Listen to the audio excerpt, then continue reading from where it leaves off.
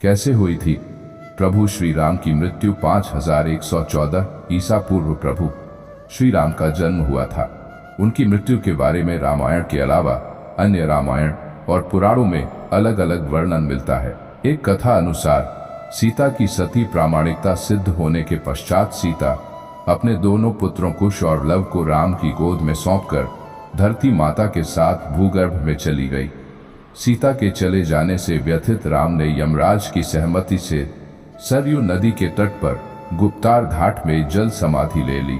एक अन्य कथा अनुसार हनुमान जी को अयोध्या में अनुपस्थिति देखकर यमदेव ने नगर में प्रवेश किया और एक संत का रूप धारण कर वे राम के महल पहुंच गए। उन्होंने वहां राम से मिलने का समय ले लिया। जब संत वेश में यम श्री राम से मिले तो उन्होंने दोनों के बीच की वार्ता को गुप्त रखने के लिए यह शर्त रखी कि यदि हमारे बीच कोई आएगा तो द्वारपाल को मृत्युदंड दिया जाएगा। राम ने वचन दे दिया और हनुमान जी की अनुपस्थिति में लक्ष्मण को द्वारपाल बनाकर खड़ा कर दिया। तब यम ने अपने असली रूप में आकर कहा, प्रभु आपका धरती पर जीवन पूर्ण हो चुका है, अब आपको अपने लोक लौटना चाहिए।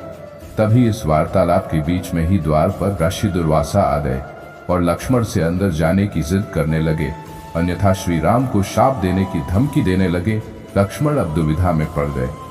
आज्ञा का उल्लंघन करे तो मृत्युदंड मिलेगा और नहीं करे तो मेरे प्रभु श्री राम को शाप मिलेगा।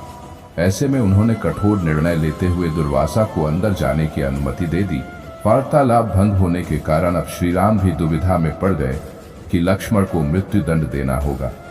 उन्होंने ऐसे में लक्ष्मण को राज्य निकाला दे दिया, लेकिन लक्ष्मण ने अपने भ्राता के वचन को निभाने के लिए राज्य से बाहर जाने के बजाय सरयू में जल समाधि ले ली। लक्ष्मण के सरयू नदी में समाधि लेने से राम दुखी हुए और उन्होंने भी जल समाधि लेने का निर्णय लिया।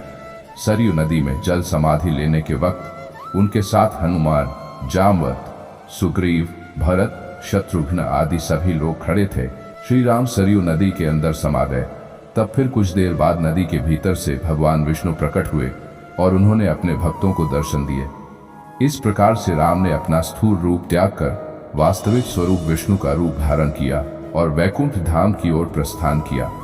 ये थी भगवान राम की मृत्यु की कहानी। अगर आपको वीडियो पसंद आए तो चैनल को सब्सक्राइब करें, लाइक करें और कमेंट करें। जय श्री राम।